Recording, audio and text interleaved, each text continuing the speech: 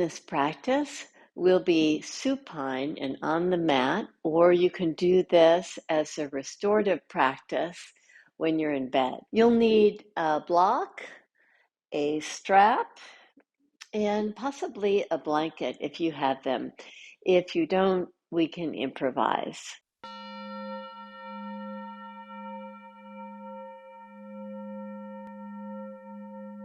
Have you ever had the experience where you're exposed to something new and you feel like you really understand it, but the more you dig into it, the less competent you feel? And so it is with the Dunning-Kruger effect. At first, we think we've got it. We completely understand the concept, but then the discovery of the practice starts to reveal that there's a lot to learn. Well, so it is in yoga. The more you work with some of these poses, the more you realize there's so much more to learn. In these two supine poses we'll be doing, Supta Padangustasana 1 and 2, they might feel like they're real simple movements, but the more you do them, the more you realize how challenging it really is. We'll begin lying down. I position my mat at an angle so that you can get a view of some of these actions that we'll be doing. With your knees bent and your feet planted, see if you can slide your hand right under your low back. There should be a nice lumbar curve there. We want to support that curve in these movements. We'll start just lifting the right foot up and try to keep your right knee right over your pelvis. Of course, you can approximate that. Take your right foot down. Lift your left foot up, and again, try to get an understanding of where the knee is relative to the pelvis, and take it down. Lift your right foot now a little bit higher. Now, if going straight causes that lumbar spine to just press against the low back, bend your knee. Keep your knee right over your pelvis. And with your knee slightly bent, draw your right foot just a little bit closer to the mat and lift the right leg up. Do that a few more times. With your hands to your low belly, you can start to feel how the abdominals engage as you draw your right foot down and lift it up.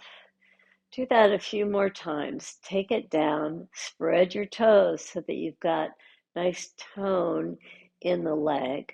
And notice as you're doing this, as you discover the action, there's a certain revelation that occurs. You start to notice what muscles engage.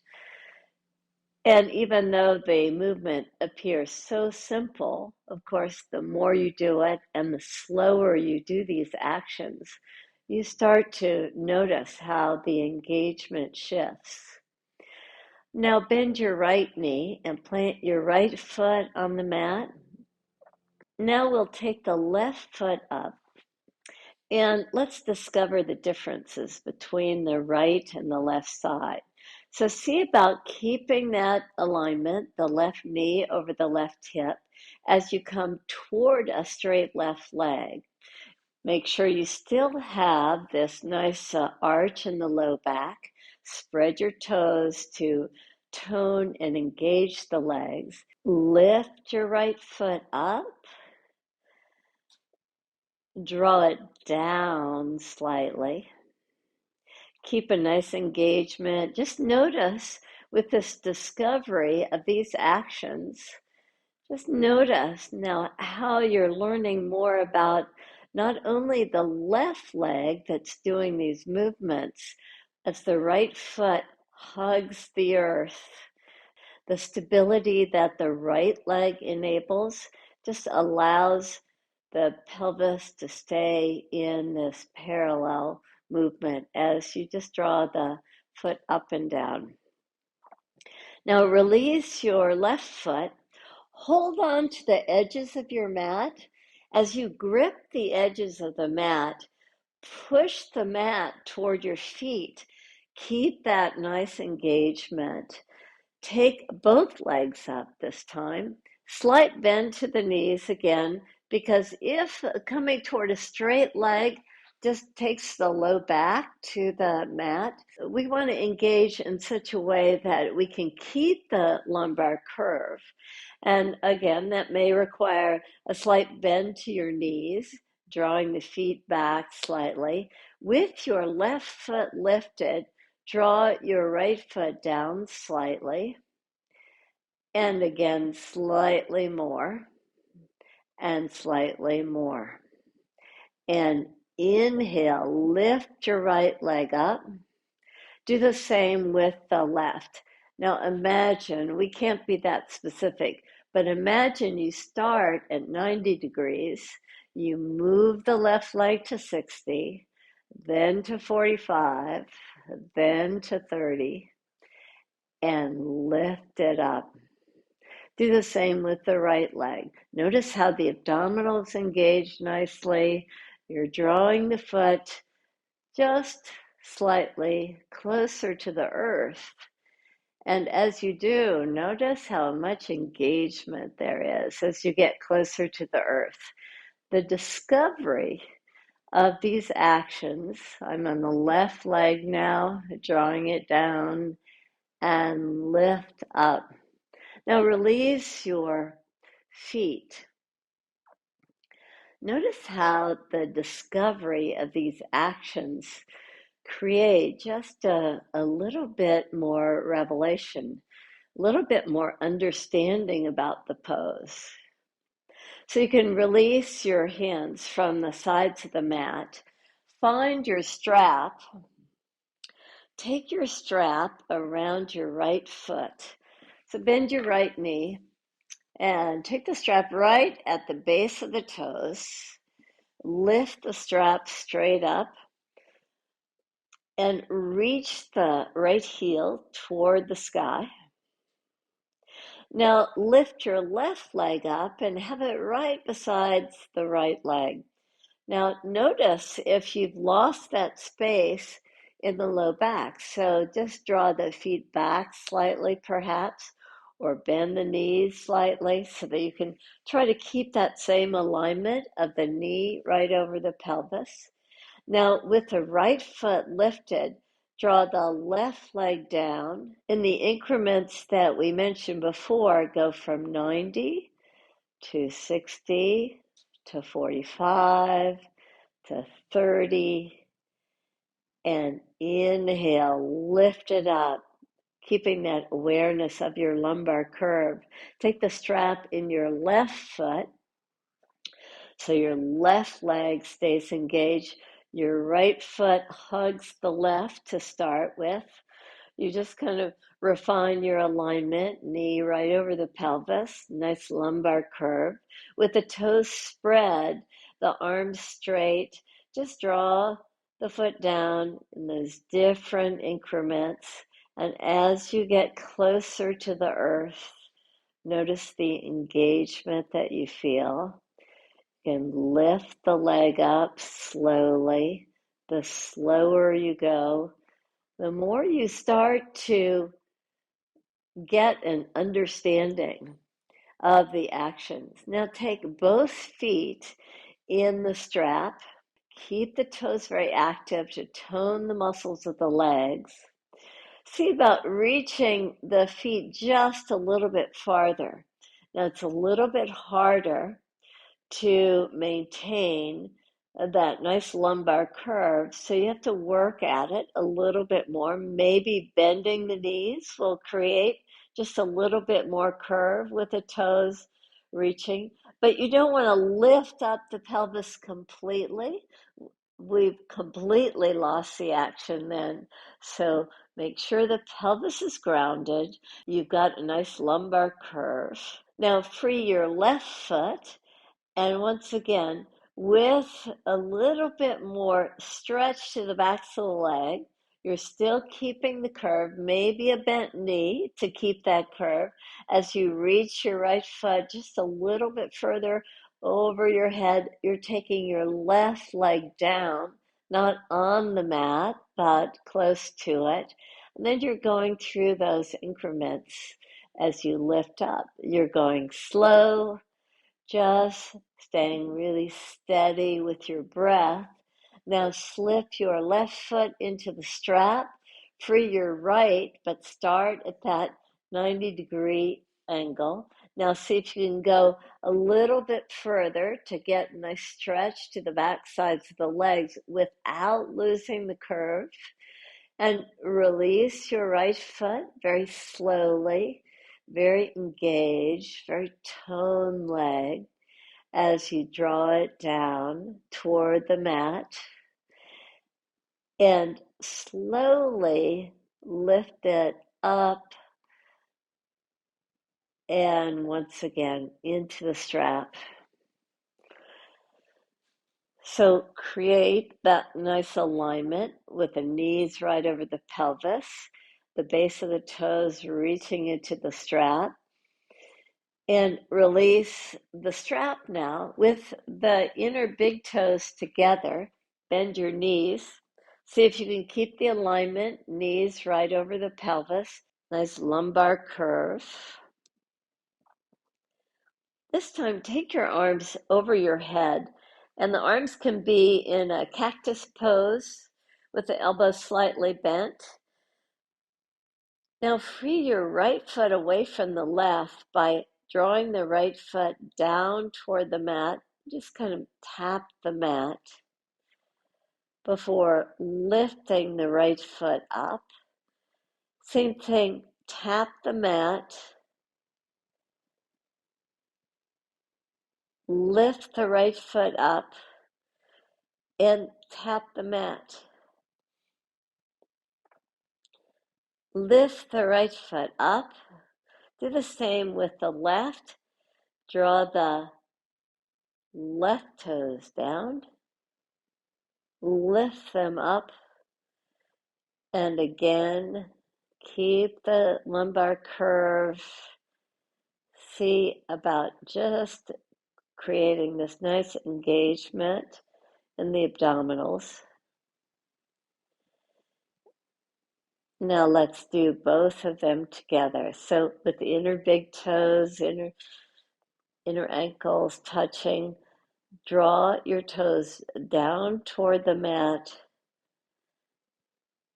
lift them up, and draw your toes down toward the mat. This discovery that yoga brings to us brings a real understanding to different muscle groups, different actions required in these poses. And finally, one more.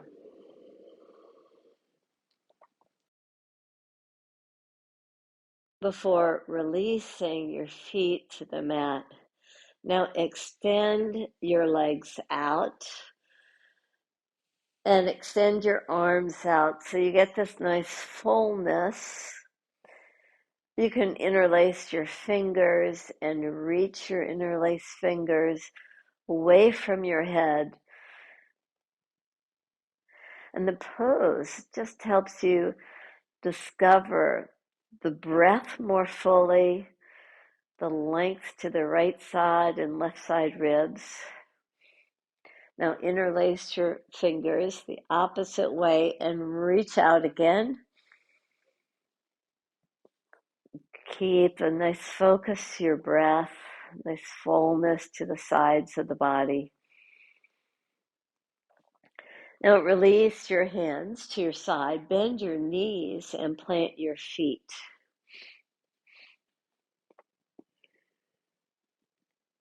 Take your strap around your right foot. As you place the strap right at the base of the toes, hold on to the strap with the right hand. I like wrapping the strap around my hand so that you can discover just a little bit more fullness here. As you take your right knee toward the earth, just kind of notice how the left hip wants to lift. As you straighten the left leg, see if you can keep a more neutral alignment to the pelvis by pressing your left hand to the top of your left thigh.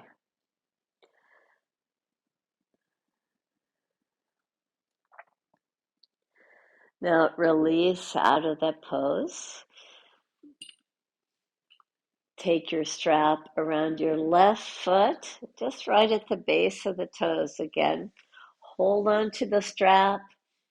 If it works for you to wrap the strap around the hand, just draw the knee just to the outer ribs. Now, for some of us, it might be easier just holding on to the foot. It's totally up to you. With your right hand at the ready to keep your pelvis in that neutral position, see if you can slide your right heel so that your right leg is straight. Encourage the top of the right thigh to move down toward the earth with a little pressure of your right hand. Now slowly release out of the pose, bend both knees, plant your feet. So we've been working on variations to Supta Pandangustasana number 1 and number 2. In this variation, we'll be using blocks. Put your blocks so that you can support your right ankle and you can stay there for a bit.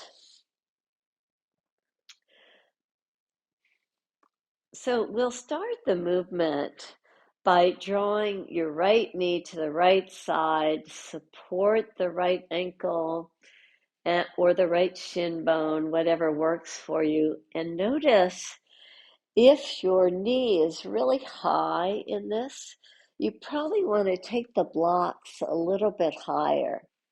So with the blocks at a higher position, I can get the knee approximately the same height as the ankle. Now take your hands to the inner right thigh, and as if you're trying to wrap your muscles around your thigh bone, lift your muscles up and wrap it around the thigh bone, this external rotation. There's another video where we go a little bit deeper into the abductor actions, this external rotation of the upper inner thigh. Just keep that action with the hands.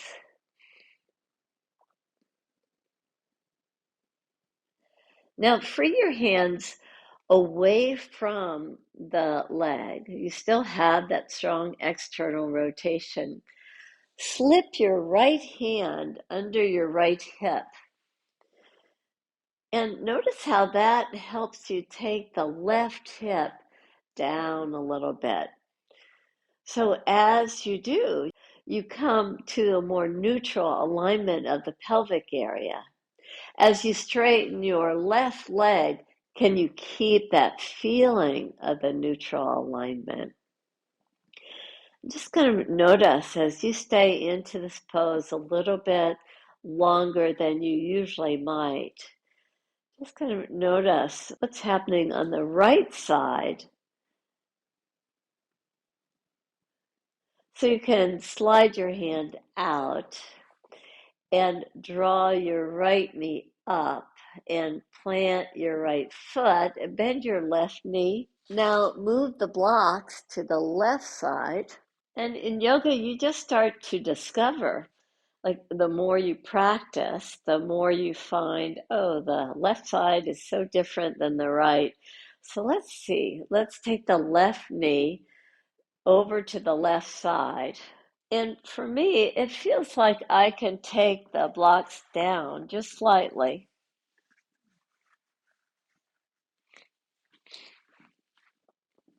So that as I take my ankle or the shin bone to the left side, a little bit lower on the side. Left side feels a little bit more open. I'm taking both hands to the inner thigh, and I'm kind of lifting the flesh up and around the thigh bone as a way to just remind me of that external rotation of the upper inner thigh. Like, just kind of keep that action. Before releasing, take your left hand now under your left hip, and notice how that just kind of gives you a feeling that you're a little bit more neutral in the pelvis.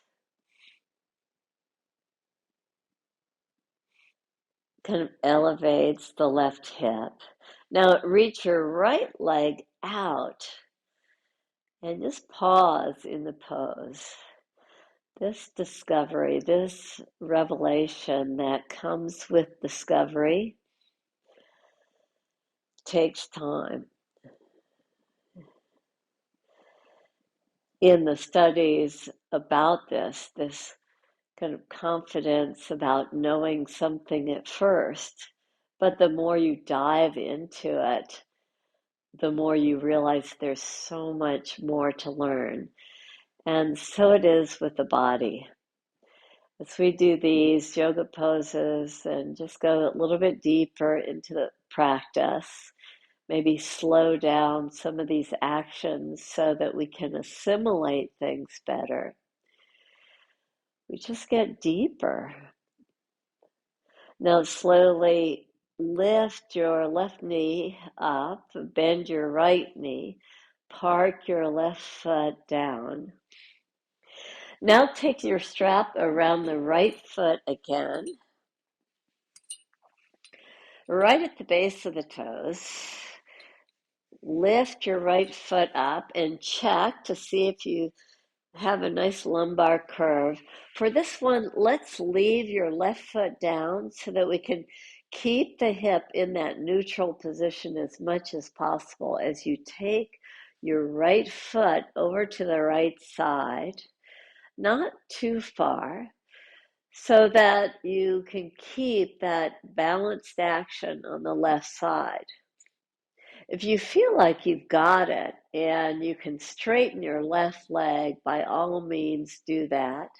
If you feel like you can even take the right foot a little bit closer to your right ear, you can do that too. Just enjoy a nice stretch to the back side of the leg. Now inhale, lift your right foot up. Bend your right knee and take the strap off the foot. On the left side, we'll be doing the same action, and just kind of notice, again, the sides are so different from one another. Notice if your pelvis shifts so much as you take the left foot to the left side. That might be the cue to you, the discovery that you have, that if the right side of the pelvis lifts a lot, then keeping the right foot planted will make more sense to you. But if you feel like you can keep the pelvis aligned while sliding your right heel down and keeping that strong engagement of the leg so that you can control the alignment of the hip, do so. Maybe you can even take your left foot a little bit closer toward your head. Inhale, lift your left foot up. And exhale, release the strap. I like straightening both legs, and just as if my feet are windshield wipers, just kind of moving them side to side. After this practice of padangustasana number 1 and number 2, just allowing yourself to discover and assimilate the actions that you did is such an important part of the practice. So close your eyes.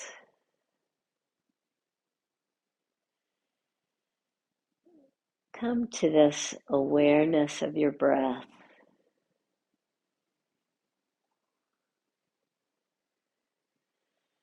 Now with your feet still, with your legs feeling heavy, and all the work we did on the hip openers enables your pelvis to feel so grounded, so rooted.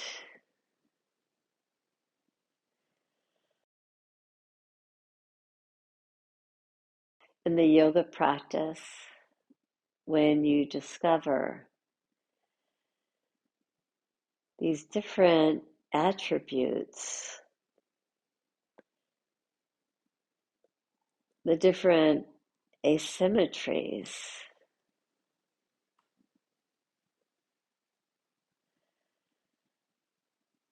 different energies, that knowledge of your actions takes you deeper into knowing yourself. You feel more competency.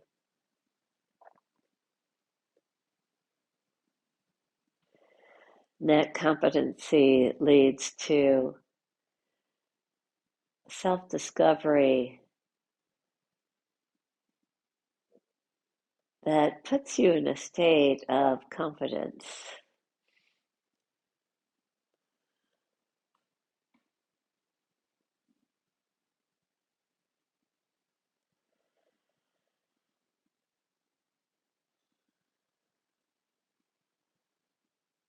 You draw your attention to your breath,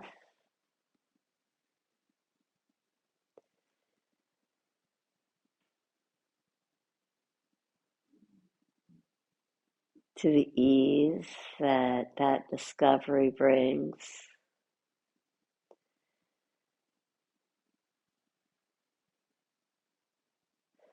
to the power that self-effort and focus enables you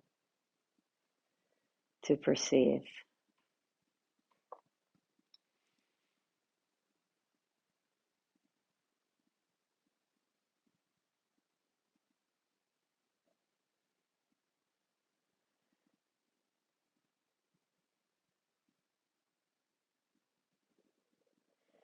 Breathe in deep.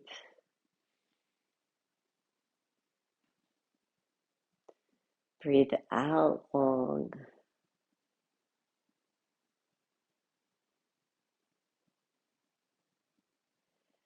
Breathe in deep.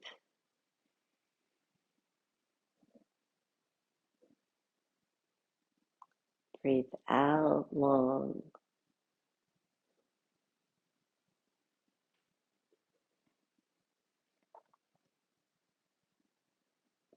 Breathe in deep.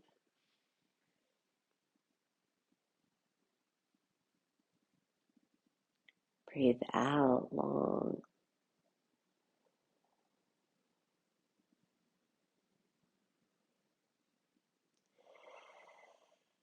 Bend your knees.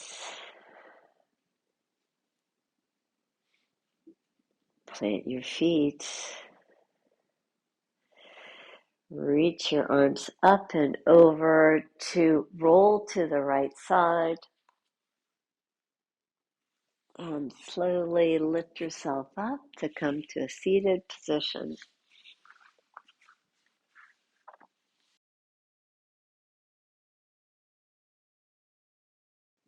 We are so fortunate to give ourselves this time to discover and rediscover these attributes of ourselves. Sometimes idiosyncratic aspects of ourselves, but that allows us to just go deeper into the practice. With your hands in front of your heart, We bow to the teachings of yoga that allows for self-discovery and revelation. To the teachings, we bow. Namaste.